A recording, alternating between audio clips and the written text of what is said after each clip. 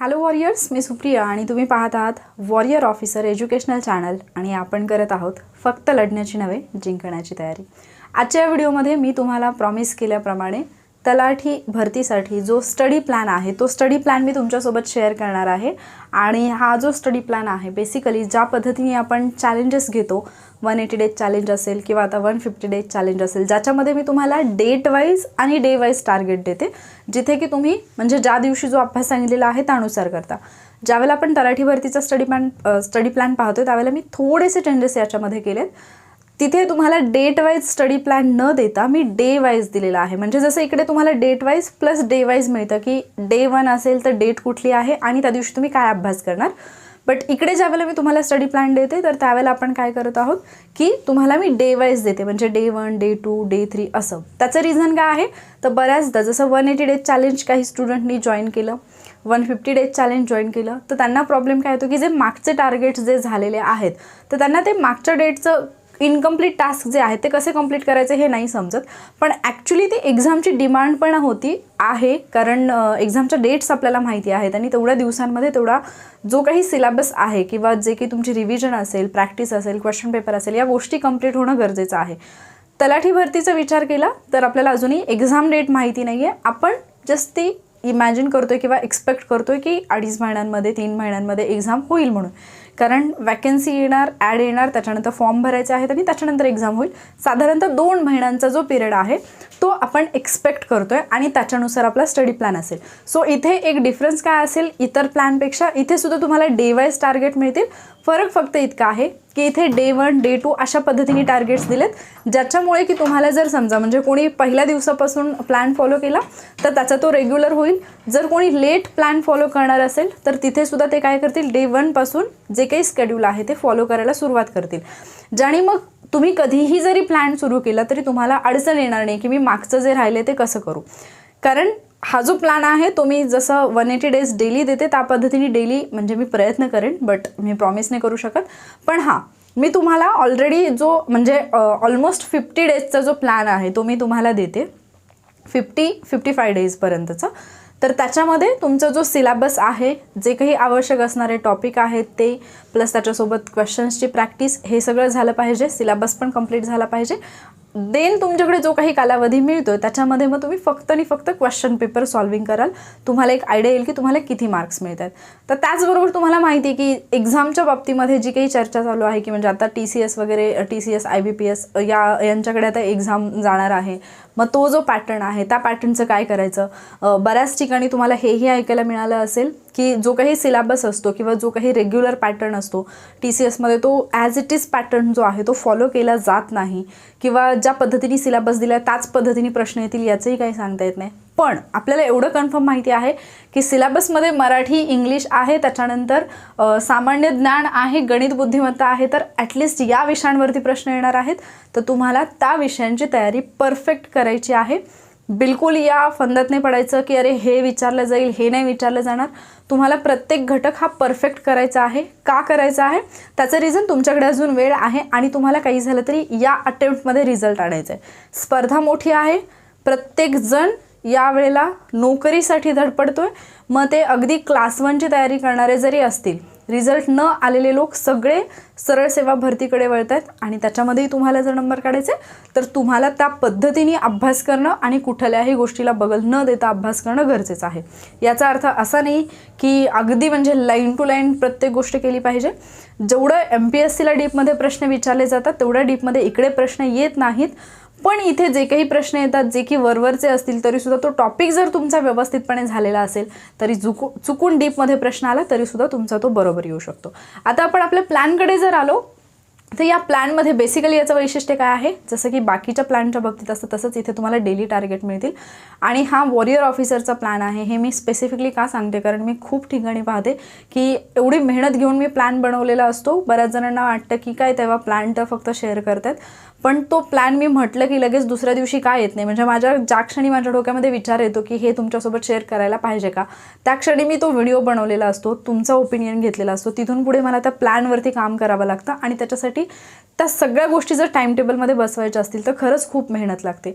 बाकी लोक काय करतात, ॲज इट इज आपला प्लॅन उचलतात, स्वतःच्या नावावरती कॉपी करतात, पण हे मी स्पेसिफिकली का सांगते, कारण आत्तापर्यंत डेली टार्गेटचं जे काही म्हणजे एक आपण जे फॉर्मॅट फॉलो करतोय किंवा डेली टार्गेट, डेली चॅलेंजेस हे जे काही आहे, हा एक नवीन फॉर्म्युला आहे किंवा हा एक नवी स्टडी पॅटर्न जो आहे नवीन, तो मी तुमच्यासोबत शेअर केलेला आहे. सो डेफिनेटली मला थोडंसं बॅड फील होईल की एवढी सगळी मेहनत आहे आणि क्रेडिटचा विषय नाही आहे किंवा इतर कुठल्या मुलांचं काय म्हणतात त्याला फायदा होतो त्याचा विषय नाही आहे, पण त्याच्या नावावरती जर कोणी दुसऱ्या मुलांकडून पैसे उकळत असतील तर मग अर्थातच ती गोष्ट थोडीशी त्रासदायक ठरते मला. ठीक आहे, तर डेली टार्गेट्स तो प्लॅन जो आहे PDF फॉर्मॅटमध्येच मी तुम्हाला देईन. तो प्लॅन मिळेल. त्याच्यामध्ये मी ॲक्च्युली 40 डेज जे आहेत ते मी प्लॅन केलेले आहेत, ज्याच्यामध्ये तुमचा मराठीचा संपूर्ण म्हणजे मी सगळे टॉपिक घेतलेले आहेत इथे. ठीक आहे, आणि अल्टरनेटिव्ह डेजला घेतलं मराठी आणि इंग्लिश. म्हणजे कसं, जर समजा आज तुम्ही मराठी अभ्यासत असाल तर उद्या तुम्ही इंग्लिश अभ्यासाल. ठीक आहे, म्हणजे मराठीच्या एका टॉपिकला 1 दिवस तुम्हाला मिळतोय आणि इंग्लिशच्या एका टॉपिकला 1 अख्खा दिवस तुम्हाला मिळतोय. आपण जेव्हा कंबाईनची तयारी करतो त्यावेळेला जरी डीपमध्ये सिलेबस असेल तरीसुद्धा एकाच दिवशी मी तुम्हाला मराठी इंग्लिश दोन्हीचं 1 टॉपिक दिला होता. बट या प्लॅनच्या बाबतीत थोडंसं तुम्हाला मी रिलॅक्स ठेवते. त्याचं रिझन आहे की इकडे तुम्हाला खूप जास्त MCQची प्रॅक्टिस आवश्यक आहे. असं म्हणून बिलकुल राहू नकात की हे इझी आहे आणि हे मला होऊन जाईल. नाही, इथे तुम्हाला खूप जास्त MCQची प्रॅक्टिस करावी लागणार आहे. आत्तापर्यंत गट क गट ड ला जे काही प्रश्न आलेले आहेत त्या प्रश्नांची तुम्हाला त्या टॉपिकवरची तयारी करायची आहे आणि म्हणून तुम्हाला एका दिवसामध्ये एकच टॉपिक, पण तो अशा पद्धतीने करायचा की तो परफेक्ट झाला पाहिजे. जो काही आपण कंबाईनसाठी प्लॅन बनवला त्याच्यामध्ये जे 2 टॉपिक दिले लास्ट टाइम, तर 180 डेजमध्ये तुमचे टॉपिक प्लस तुमची रिव्हिजन हे सगळं झालं होतं. पण यावेळेला आपण ते का नाही करत आहोत, त्याचं रिझन हे आहे की यावेळेला कंबाईनला म्हणजे तुम्हाला प्रीला पण थोडेच दिवस आहेत, मेन्सला पण थोडेच दिवस आहेत. म्हणजे मेन्सचे तर अर्थात आपण नाही म्हणू शकत कारण पुढे जाऊ शकते, काही होऊ शकतं. पण तुम्हाला जे काही मराठी इंग्लिश तुम्ही आत्ता रीड कराल ते तुम्हाला पुढे जाऊन मेन्सला करावंच लागणार आहे. त्याच्यामुळे तिकडे तुम्हाला वेळ मिळतो. इथे काय आहे, तुम्ही जे आत्ता कराल, भरती डिक्लेअर झाली, तुम्हाला लगेच जाऊन पेपर द्यायचा आहे, त्या दृष्टीने आपण इकडचं घेतोय. त्याच्यामुळे तुम्हाला त्या गोष्टी डोक्यात ठेवूनच अभ्यास करणं गरजेचं आहे. म्हणून एका टॉपिकला 1 दिवस देतोय. त्या एका दिवसामध्येच तुम्हाला काय तो टॉपिक रीड करायचा आहे, कशा पद्धतीने रीड करायचं आहे, त्याच्यावरचे कुठले लेक्चर्स पाहायचे आहेत, त्याच्या नोट्स काढायच्या आहेत, त्याचे प्रश्न सोडवायचे, जे काही करायचं आहे ते तुम्ही करू शकता. दुसऱ्या दिवशी इंग्लिशचा टॉपिक असेल, मग तुम्ही हे जे आहे मी जे टार्गेट दिलेत ना, मला पॉसिबल झालं तर मी इकडे बाजूला त्याचा फोटो वगैरे एक फॉर्मॅटवाला तो तुमचा मी इथे सेट करण्याचा प्रयत्न करेन व्हिडिओमध्ये. तुमचं काय आहे की समजा आज तुम्ही मराठीचा एक टॉपिक वाचला, उद्या तुम्ही इंग्लिशचा टॉपिक वाचताय, इथे फक्त मराठी वाचताय, इथे फक्त इंग्लिश वाचताय, तर इथे काय करायचं, मग इथला जो मराठीचा टॉपिक तुम्ही ऑलरेडी अभ्यासलेला आहे त्याचे जे क्वेश्चन आहेत ते तुम्ही इंग्लिशचा टॉपिक ज्या दिवशी वाचता त्या दिवशी सॉल्व्ह करा किंवा त्याची रिव्हिजन करा. म्हणजे तुमचा अभ्यास होतोय, सोबत तुमची रिव्हिजन होते, सोबत तुमचे MCQ पण होत आहेत. अशा पद्धतीने तुमचे टॉपिक जे आहेत ते कंप्लीट होतील. आता हा जो प्लॅन मी दिला आहे तो मी 40 डेजचा दिला आहे.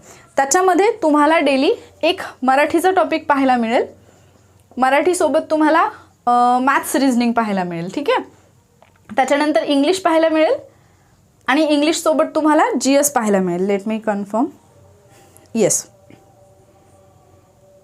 ठीक आहे. इंग्लिशसोबत तुम्हाला सामान्य ज्ञानचं पाहायला मिळेल. मग जेव्हा तुम्ही हे करत आहात त्यावेळेला सामान्य ज्ञानचं जे आहे ते जे घेतलेलं आहे त्याच्यामध्ये आपण म्हणजे असं घेतलेत मेन पॉईंट, राज्यघटना आहे, पंचायत राज आहे, इतिहास आहे, भारताचा इतिहास, मराठीचा इतिहास, या पद्धतीने दिलेला आहे. याच्यामध्ये मी टॉपिक सेग्रिगेट करत बसलेले नाही आहे. जसं की कंबाईनला प्रत्येक टॉपिकचं नाव दिलेलं आहे तसं नाही. तुम्हाला राज्यघटनेसाठी साधारणतः 10 दिवस मिळतात, तर त्या 10 दिवसामध्ये राज्यघटना, पंचायत राज कंप्लीट करणं ही तुमची जबाबदारी आहे. कारण तुम्हाला माहिती आहे की जेवढे MPSCला अगदी डीपमध्ये जाऊन करण्याची गरज आहे तेवढं डीपमध्ये इकडे करण्याची गरज नाही. इथे तुम्हाला काय करायचं, ज्या गोष्टी म्हणजे ज्या पद्धतीचे प्रश्न आलेले आहेत किंवा जे विचारले जातात वरवरचे प्रश्न त्या पद्धतीने तुम्हाला तयारी करायची आहे. इथे काय तुम्हाला अगदी खोलात जाऊन किंवा मल्टीलायनर क्वेश्चन आलेत, कसे उलटसुलट विचारले किंवा म्हणजे खूप वेगवेगळे रेफरन्सेस यूज केलेत असे प्रश्न येणार नाहीत. त्या दृष्टीने तेवढे दिवस तुमच्यासाठी इनफ आहेत. तर त्या दृष्टीनेच GS जो आहे तो प्लॅन केलेला आहे. मराठी इंग्लिश त्याच पद्धतीने प्लॅन केले. मॅथ्स रिझनिंगला 1 दिवस टॉपिक, 1 दिवस त्याचे MCQ. ॲक्च्युली प्रत्येक सब्जेक्टलाच तुम्हाला तसं पाहायला मिळतं की 1 दिवस अभ्यास, 1 दिवस तुम्ही MCQ किंवा प्रॅक्टिस जे आहे प्रॅक्टिस क्वेश्चन ते तुम्ही करू शकता. तर हा जो प्लॅन आहे तो जो तुम्ही प्रॉपरली फॉलो केला 100% तुमचा तलाठीचा स्कोर खूप चांगला येईल. अगदी 100 पैकी 90 पर्यंत तुमचे क्वेश्चन बरोबर येऊ शकतात. मी तर म्हणेन त्याच्यापेक्षाही जास्त यायला पाहिजेत जर तुमची प्रॉपर प्रॅक्टिस असेल आणि प्लॅन तुम्ही प्रॉपरली फॉलो केला तर. आता काही लोक म्हणतील की तुम्ही झाला का, तुम्हाला कसं माहिती आणि कशावरून हा प्लॅन वर्क होईल. ज्या व्यक्तीला प्लॅन प्रॉपरली समजतो, ज्याला तो प्रॉपरली फॉलो करता येतो, त्याला कुठलाही क्लास न करता सुद्धा मार्क्स मिळतात. आणि याचं एक जिवंत उदाहरण म्हणजे आत्ताचा जो एक्साईजचा रिझल्ट आलेला आहे ESIचा, त्याच्यामध्ये एक्स सर्व्हिसमॅन कॅटेगरीमधून ज्यांनी टॉप केलेला आहे ते युवराज मोटे सर. ते तुमच्याशी डेफिनेटली बोलतील आणि ते तुम्हाला सांगतील की त्यांनी कुठेही क्लास वगैरे केला नाही. त्यांच्याशी माझं बोलणं झालं आणि त्यांनी सांगितले की फक्त जे काही डेली टार्गेट तुम्ही देत होता किंवा ज्या पद्धतीने करायला पाहिजे सांगत होता, फक्त तेवढंच मी फॉलो केलेलं आहे आणि त्याच्यातून माझा रिझल्ट आलेला आहे. मग जर एक असा ॲस्पिरंट आहे, एक असा वॉरियर आहे की ज्यांचा जवळपास 15-16 वर्षांचा गॅप आहे, त्याच्यानंतर या रेसमध्ये येऊन जर ते करू शकतात आणि जिथे स्पर्धा खूप जास्त असते अशा ठिकाणी ते करू शकतात, तर 100% तुम्ही पण करू शकता. बऱ्याच जणांना असं वाटतं की कट ऑफ कमी लागतो, हे ते. कसं आहे ना की तुमच्या दृष्टिकोनावरती, तुमच्या अप्रोचवरती गोष्टी असतात. तुम्ही कुठल्या अँगलनी त्या गोष्टीकडे पाहता. हे मी सगळं का सांगते, मला माहिती आहे की हा प्लॅन मी त्याच लोकांसाठी देते जे प्रामाणिकपणे फॉलो करतील. पण काही लोक असे असतात जे प्रामाणिकपणे ज्यांना फॉलो करायचं आहे, जे ऑलरेडी बरोबर करेक्ट ट्रॅकवरती आहेत, त्यांना ट्रॅकवरून खेचण्याचा प्रयत्न करतात. तुम्हाला स्वतःला विश्वास असेल तर तुम्ही फॉलो करा, नसेल तर तुम्ही फ्री आहात. तुम्हाला जे काही फॉलो करायचे तुम्ही करू शकता. बट जे विद्यार्थी मला वारंवार मला रिक्वेस्ट करत आहेत मागच्या 4-5 दिवसांपासून की मॅम प्लीज प्लॅन द्या, त्यांच्यासाठी हा प्लॅन आहे. आणि 100% जर हा प्लॅन तुम्ही प्रॉपरली फॉलो केला तर तुमचा रिझल्ट 100% येईल. कारण या प्लॅनमध्ये असं कुठला टॉपिकच तुमचा उरत नाही की जो तुमचा अभ्यासून झाला नाही आणि ज्याच्यावरती प्रश्न आले आणि तुम्हाला त्याची उत्तरं नाही देता आली. मग जर तुमचा सिलेबस कंप्लीट होत असेल, तुमची प्रॅक्टिस कंप्लीट होत असेल, तुमची रिव्हिजन कंप्लीट होत असेल, तुम्ही क्वेश्चन पेपर सॉल्व करत असाल, तर तुमचा रिझल्ट यायला याच्यापेक्षा वेगळी काय तयारी लागते, समजलं. मग 40 डेजचं तुम्हाला हे देईन मी. त्याच्यानंतर खाली जे काही इतर जे आहेत म्हणजे सब्जेक्ट जे आहेत ज्याच्यामध्ये हे जे 4 आहेत ना मेन, हे मी तुम्हाला डिवाईड करून दिलेत. पण याच्यासोबत जे एक्स्ट्रा तुम्हाला करायचं आहे, जसं की मराठी इंग्लिशमध्ये वोकॅबलरीवरती फार प्रश्न येतात, तर वोकॅब तुम्हाला करायचे आहे. त्याच्या संदर्भात जे आहे ते मी प्लॅनच्या म्हणजे PDF एका पेजवरती शेवटी मी ते मेन्शन करेन. जसं की आत्तापर्यंत डेली वोकॅबमध्ये तुम्ही काय करताय, 5 इंग्लिशचे शब्द करताय, 5 मराठीचे करताय, जे की मी तुम्हाला आपल्या टेलिग्राम चॅनलवरती प्रोव्हाइड करते. पण इथून पुढे तुम्हाला काय करायचं, जर तुम्ही तलाठीवरती फोकस करत असाल तर शब्दांची संख्या वाढवायची. मराठीचे 10, इंग्लिशचे 10 शब्द हे डेली करायचे आहेत. कुठलेही तुमच्याकडे जे एक बेस्ट बुक असेल, जसं की मोरा वाळिंबे सरांचं एक बुक तुम्ही जर मराठी ग्रामरचं घेतलं तर त्याच्यासोबत तुम्हाला शब्दरत्न म्हणून एक पुस्तक मिळतं, किंवा बाळासाहेब शिंदे सरांचं जरी घेतलं तर त्याच्यामध्ये पण वोकॅब तुम्हाला पाहायला मिळते. इंग्लिशसाठी जरी तुम्ही म्हणजे तुम्हाला इंग्लिश फार हार्ड जात असेल तर MJ शेख सर किंवा बाळासाहेब शिंदे सरांचं जर बुक घेतलं तर त्याच्यामध्ये पण तुम्हाला वोकॅबलरी मिळते. मग ही जी वोकॅबलरी आहे त्याच्यातही स्पेसिफिकली जी ग्रुप C ग्रुप Dला आलेली असते, जी सरळ सेवा एक्झामला आलेली असते, ती जर तुम्ही केली तर त्याच्यातले बरेचसे प्रश्न आहेत जे तुम्हाला रिपीट झालेले पाहायला मिळतात. आणि ॲक्च्युली याला घाबरायचं काही कारण नाही आहे, कारण जे स्कूल लेवलला तुम्ही शिकलेलं असतं ना तेच तुम्हाला इथे फक्त आठवायचं असतं, त्याचीच फक्त तुम्हाला रिव्हिजनची गरज असते आणि त्याच्यातूनच प्रश्न येतात. तर हा एक मुद्दा झाला की डेली तुम्हाला वोकॅबलरी करायची आहे. 40 डेजचा प्लॅन दिला आहे, प्लस पुढे जे 15 डेज आहेत त्याच्यामध्ये तुम्ही काय कराल, याच्यातून जे काही तुम्हाला असं वाटतं की अरे माझं नाही फॉलो झालं किंवा जे काही माझं इनकम्प्लीट राहिले ते तुम्ही कंप्लीट कराल. असं तुमचं टोटल 55 डेजचा प्लॅन बनतो. तिथून पुढे जे काही तुम्हाला एक्स्ट्रा डेज मिळतील ना त्याच्यात फक्त आणि फक्त एक काम करायचं, फक्त क्वेश्चन पेपर सोडवायचे. 100पैकी तुमचे किती बरोबर येत आहेत ते फाइंड आउट करायचं, तुमचा स्कोअर किती येतोय हे फाइंड आउट करायचं, काय चुकले ते पाहायचं. जे बरोबर आले ते तर तुमचं कन्फर्म आहेच, पण जे चुकले ते मुद्दे नव्याने तुमचे ॲड झाले पाहिजेत. फक्त एवढंच करायचं. तिथून पुढे एक्झामपर्यंत 100% तुम्ही एक्झाम टॅकल करू शकाल. ठीक आहे. आता हे झालं जो काही प्लॅन आहे त्याच्याबद्दल. डेली टार्गेट्स 40 डेजचा प्लॅन रिटर्नमध्ये दिला जाईल, प्लस 15 डेज जे इनकम्प्लीट टास्क आहेत किंवा जे एक्स्ट्रा आहे जसे की करंट अफेअर्स आहे. ठीक आहे. करंट अफेअर्स तर तुम्ही ज्यावेळेला हे करत आहात ना त्यावेळेला तुम्ही पॅरलली कराच. डेली करंट अफेअर्सला जो काही तुम्ही अभ्यास करताय म्हणजे जेवढा काही तुम्ही अभ्यास करताय, टोटल जो वेळ देताय तुम्ही त्याच्यातला किमान 5% वेळ तुम्ही करंट अफेअर्ससाठी द्या. 1 लाइनर जे असतात तेच मोस्टली विचारले जातात आणि जे मेन असतात ते काही असं खूप डीपमध्ये जाऊन नाही विचारलं जात. इन जनरल जे तुमच्या म्हणजे जसे की आपण हेडलाईन्स वाचतो ना त्या टाईपचे करंट अफेअर्स तुम्हाला करण्याची गरज असते. खूप डीपमध्ये जाऊन करण्याची गरज नाही आहे. ठराविक एका देशाचे पंतप्रधान म्हणून कोणाची नियुक्ती झाली, राष्ट्रपती म्हणून कोणाची नियुक्ती झाली, ठराविक एक संघटना आहे त्याचे अध्यक्ष कोण आहेत, किंवा त्याचं रिसेंटली झालेली समिट किंवा त्याचं रिसेंटली झालेली जी बैठक आहे ते कुठं झालेलं आहे, अशा प्रकारचे प्रश्न येतात. तर त्या प्रश्नांची तुम्हाला तयारी करायची आहे. ठीक आहे. आणि डेली वोकॅब 10 शब्द करा. हे मी स्पेसिफिकली का सांगते, कारण वोकॅबलरीवरती खूप प्रश्न येतात. जर ते तुम्हाला नाही करता आलं तर मग तुमचा लॉस येतो.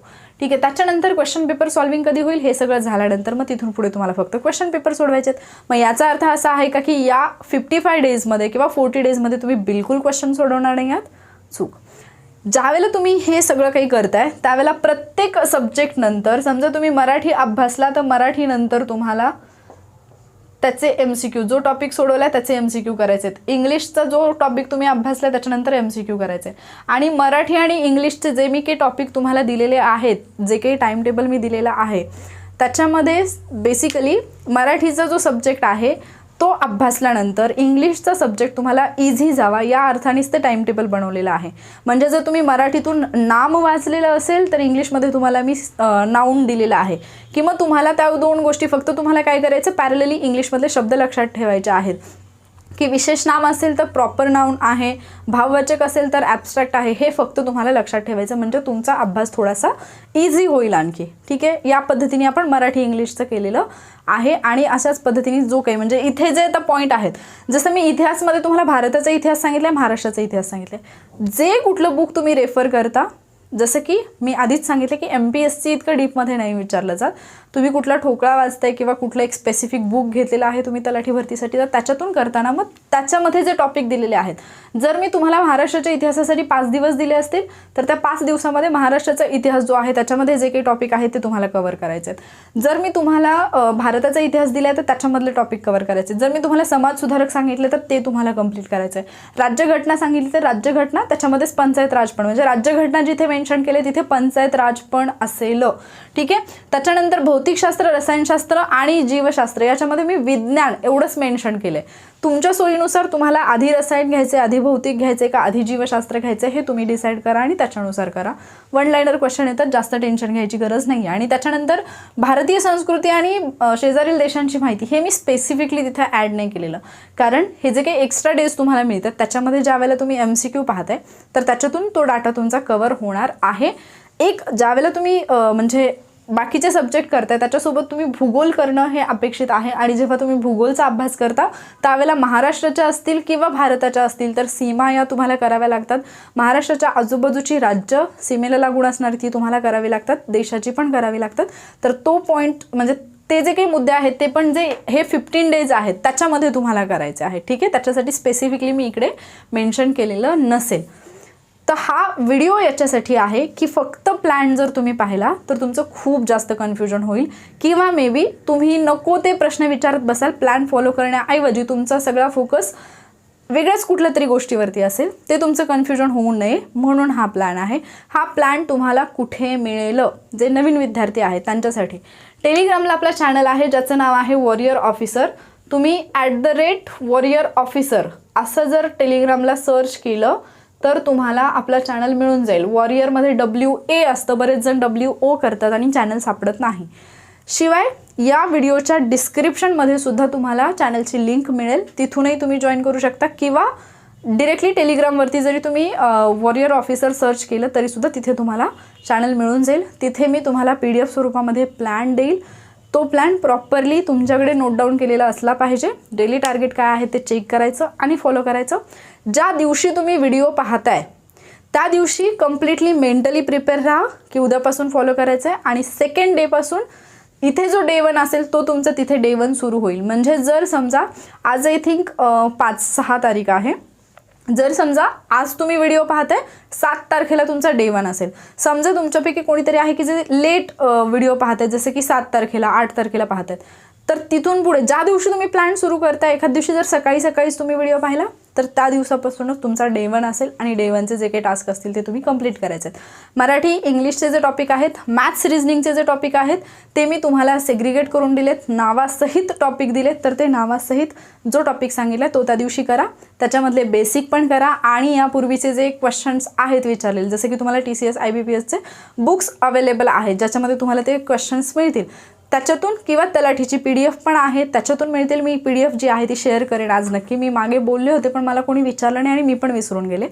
तर ती PDF मी शेअर करेन टेलिग्रामवरती, तर तिथून तुम्ही ते फॉलो करू शकता. ठीक आहे. आणि जे विद्यार्थी कंबाईनची तयारी करतात त्यांनी काय करायचं, तर त्यांनी 180 डेज चॅलेंज फॉलो केलं असेल, तुमचं मराठी इंग्लिश ऑलरेडी झालं असेल, मॅथ्स रिझनिंगचे बरेचसे टॉपिक झाले असतील, इकडचे जे काही टॉपिक आहेत ते तुम्हाला तुमच्या सिलेबससोबत काय करायचे आहेत, ॲडजस्ट करायचे आहेत आणि अभ्यासायचे आहेत. म्हणजे तुम्ही ज्यावेळेला तलाठी भरतीसाठी अभ्यास करताय किंवा कंबाईनसाठी अभ्यास करताय, अर्थातच तुम्ही कंबाईनसाठी जो अभ्यास करताय तो तुम्हाला 100% इकडे तलाठी भरतीला उपयोगी ठरणार आहे, जे की कॉमन सब्जेक्ट आहेत GSमध्ये तिथे. ठीक आहे. फक्त तिकडे तुम्हाला डीपमध्ये करायचं आहे. तर जो सब्जेक्ट तुम्हाला म्हणजे जो टॉपिक तुम्हाला इकडे करायचा आहे तलाठीसाठी तो करतानाच डीपमध्ये करा, जर तो कंबाईन आणि याच्यामध्ये तलाठीमध्ये जर कॉमन असेल तर. ठीक आहे. दुसरा मुद्दा, इतिहास करताना बऱ्याचदा इतिहासावरती जे प्रश्न आलेले आहेत ते आपल्याला एक आधुनिक भारताचा इतिहास करायची सवय असते, पण ॲटलिस्ट प्राचीन आणि मध्ययुगीनमधले जे स्टेट बोर्डचे बुक आहेत ना, आय थिंक 6वी 7वीचे जे पुस्तकं आहेत ती डेफिनेटली पहा. त्याच्यामधून तुमचं प्राचीन मध्ययुगीनचा इतिहास जो आहे तो कव्हर होईल, कारण त्याच्यातून काही प्रश्न येण्याची दाट शक्यता आहे. तर ते तुम्हाला करावं लागेल, कारण TCS पॅटर्ननुसार मग त्यांनी प्राचीन मध्ययुगीनचे पण काही प्रश्न विचारलेले आहेत. त्यामुळे फक्त आधुनिकवरती अवलंबून राहू नका. एक मार्क तुमचा महत्त्वाचा आहे. इथे 100% 25 पैकी 25 प्रश्न बरोबर येण्याचे चान्सेस कुठे असतात, मराठी, गणित, बुद्धिमत्ता आणि इंग्लिशमध्ये सुद्धा. मुलांना ज्यांचं इंग्लिश स्ट्रॉंग आहे किंवा ज्यांनी प्रॉपरली केले त्यांना इंग्लिशमध्ये सुद्धा मिळतात. नाही म्हटलं तरी 23पर्यंत 22-23पर्यंत मार्क्स हे इझिली मिळतात. GSमध्ये पण 20+ मार्क्स मिळतात, 21-22+ पण मिळतात. पण ते डिपेंड आहे की तुम्ही GSचा अभ्यास कसा केला किंवा तुमचं GS किती स्ट्रॉंग आहे त्याच्यावरती. ठीक आहे. बट बाकीचे सब्जेक्ट असे आहेत की तुम्हाला कन्फर्म माहिती आहे की मला एवढंच वाचायचं आहे आणि एवढं केलं की त्याच्यातून प्रश्न येणार आहेत. तर तो एक पॉझिटिव्ह अप्रोच ठेवा आणि पॉझिटिव्ह अप्रोचने एक्झामला सामोरे जा. बाकी जे काही मी सांगत आहे ते तुम्हाला समजतच असेल. दुसरे काही तुमचे डाऊट असतील तर ते कमेंटमध्ये नक्की विचारा. बरेच जण DEDबद्दल विचारत आहेत, DEDच्या टेटबद्दल. त्यांना मी एवढंच सांगू इच्छिते की जी पण ऑनलाईन एक्झाम होते ना ती टॅकल करण्याचे काही टेक्निक असतात, कारण तिथे टायमर असतो. तिथे इकडे मोबाईलसारखं नसतं तुमच्या, की म्हणजे घड्याळासारखं नसतं की 1 तास आहे मग 2-3 मिनटं इकडे तिकडे झाले. तिथे तुमचं प्रेझेन्स ऑफ माइंड खूप महत्त्वाचा ठरतो.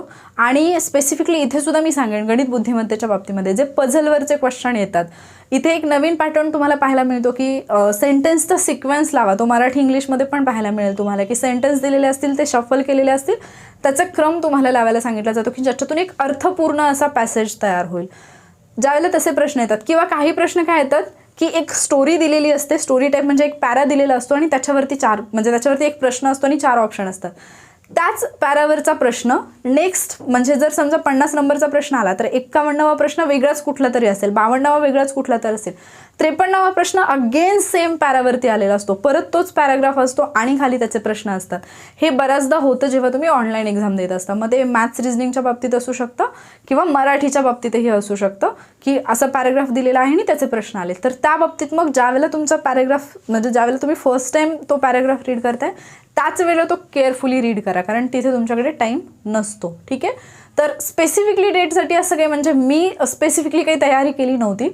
जे काही जनरल नॉलेज मला होतं किंवा जेवढा काही माझा स्टडी होता, इव्हन माझ्याकडे अजूनही टेटचं पुस्तक नाही आहे, TAIT जे म्हणतो आपण अभियोग्यता, त्याचं कुठलंही पुस्तक वगैरे काहीही नव्हतं. मी ऑनलाईन थोडेफार लेक्चर्स वगैरे पाहिले होते जे की जनरल आणि बाकीचं जे काही होतं म्हणजे स्टेट बोर्ड वगैरे तर तुम्ही एनी हाऊ DED करताना ते अभ्यासलेलेच असतात, ते तुम्ही शिकवलेलं असतं मुलांना.